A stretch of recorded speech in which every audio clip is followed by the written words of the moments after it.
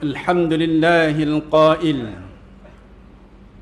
لقد ابتغوا الفتنة من قبل وقلبوا لك الأمور حتى جاء الحق وظهر أمر الله وهم كارهون أشهد أن لا إله إلا الله وحده لا شريك له وأشهد أن محمدا عبده ورسوله اللهم صل وسلم على سيدنا محمد وعلى آله وصحبه أجمعين أما بعد فيا أيها المسلمون اتقوا الله أوصيكم وإياي بتقوى الله فقد فاز المتقون قال الله تعالى يا أيها الذين آمنوا اتقوا الله حق تقاته ولا تموتن إلا وأنتم مسلمون. Muslimin yang dirahmati Allah Subhanahu wa taala sekalian, saya menyeru agar kita bersama-sama meningkatkan ketakwaan kita kepada Allah Subhanahu wa taala dengan melaksanakan segala perintahnya dan meninggalkan segala larangannya. Marilah kita memberi sepenuh tumpuan kepada khutbah yang disampaikan. Janganlah berbual-bual dan berleka-leka dengan telefon bimbit. Semoga khutbah ini memberi manfaat kepada kita semua. Pada hari yang mulia ini, mimbar akan membicarakan khutbah bertajuk Jangan Mengundang Persengketaan. Hadirin Jumaat sekalian, dalam konteks masyarakat majmuk berbilang kaum, agama dan budaya, konsep halal dalam Islam menuntut sikap dan perilaku menghormati antara manusia.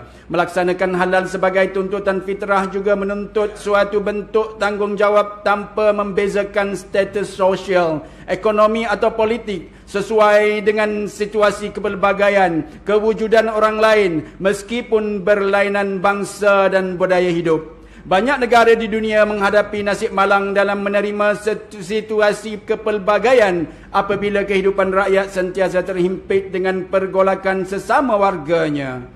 Pelaksanaan fiqh ta'ayush memerlukan keterlibatan yang aktif oleh semua pihak bagi menjamin keharmonian hidup bermasyarakat, berbilang kaum dan agama di Malaysia. Muslimin yang dirahmati Allah, isu halal sentiasa berdepan dengan isu-isu yang melibatkan kepentingan awam dan isu sensitif dalam kalangan masyarakat. Sehubungan itu, apabila berhadapan dengan perkara ini, semua pihak perlu memainkan peranan penting dan bertanggungjawab mengekalkan keharmonian dan mengelakkan timbulnya apa-apa situasi yang membawa kepada salah sangka dan persengketaan. Baru-baru ini, pada 14 Disember 2023, tular di media sosial isu tidak dibenarkan menulis ucapan selamat hari Krismas di atas kek oleh sebuah syarikat yang disebar luas tanpa diselidiki terlebih dahulu, hingga menimbulkan pelbagai tanggapan, andaian dan prasangka akibat kenyataan yang dimuat naik dan disebarkan. Muslimin sekalian, perlu diingatkan bahawa situasi sebegini tidak wajar berlaku untuk sebuah masyarakat yang saling menghormati dan mencintai keamanan. Isu pensijilan halal yang dipolemikkan telah memberi persepsi negatif masyarakat bukan Islam terhadap agama Islam itu sendiri. Sedangkan Islam adalah agama yang tidak memaksa atau menekan dengan kekerasan bagi seseorang itu untuk menerimanya. Malah, kedudukan orang bukan Islam tidak ada bezanya dari orang Islam atas dasar kemanusiaan sejagat, kebebasan beragama, kedaulatan undang-undang dan keadilan ilahi. Setiap warga, pihak atau kelompok masyarakat perlu waspada daripada membuat andaian sendiri, menjadi pencetus provokasi, penabur fitnah atau membakar api permusuhan sehingga mengakibatkan suasana tidak aman atau huru-hara dalam masyarakat. Sikap waspada dalam perkara sebegini sangat diperlukan supaya tidak mencemarkan agama Islam dan menjadikan Islam disalahfaham dan mencetuskan perbalahan. Ketahuilah bahawa agama Islam sangat mementingkan keharmonian sesama insan. Ajaran Islam menekankan hubungan baik bukan sahaja dengan saudara seagama, malah kepada orang bukan Islam. Hadirin Jumaat yang dikasihi Allah sekalian, mimbar juga sering mengingatkan janganlah berprasangka buruk.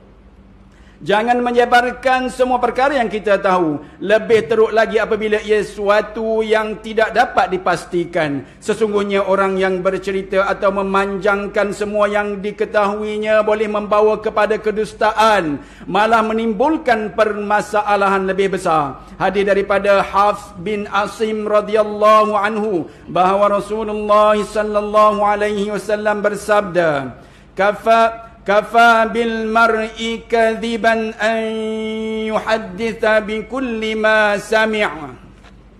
Yang bermaksud cukuplah seseorang itu dianggap pendusta apabila dia menceritakan setiap perkara yang didengarinya tanpa tabayun atau tanpa usul periksa.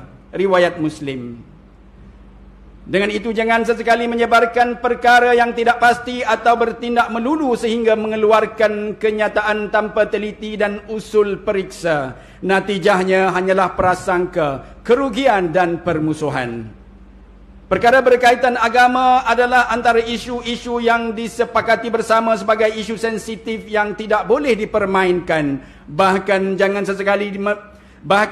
sesekali diperkecilkan kerana ianya hanya membangkitkan kegelisahan rakyat, mencetuskan huru-hara dan menjejaskan keharmonian masyarakat.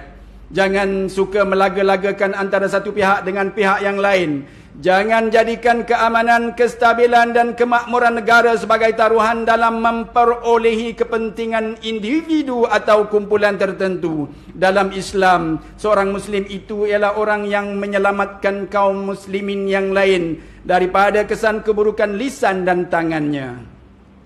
Bahkan Allah Subhanahu wa taala mengingatkan dalam surah Al-Ahzab ayat 58 bahawa dosa yang amat nyata apabila wujud individu yang melaga-lagakan orang lain sama ada dengan perkataan atau perbuatan yang tidak dilakukannya.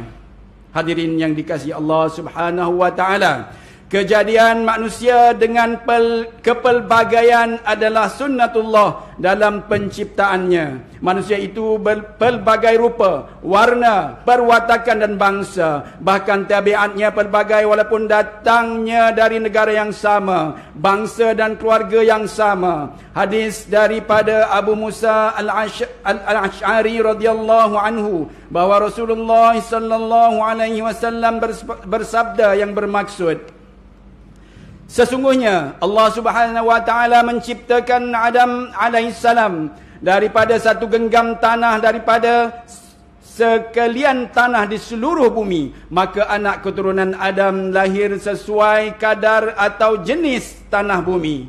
Ada antara mereka yang berkulit merah, putih dan hitam, dan ada antara mereka yang bersifat lembut, kasar, jelik dan baik. Riwayat At-Tirmizi. Kaum muslimin yang berbahagia, mengakhiri khutbah ini marilah sama-sama kita menghayati dan mengambil pengajaran seperti berikut.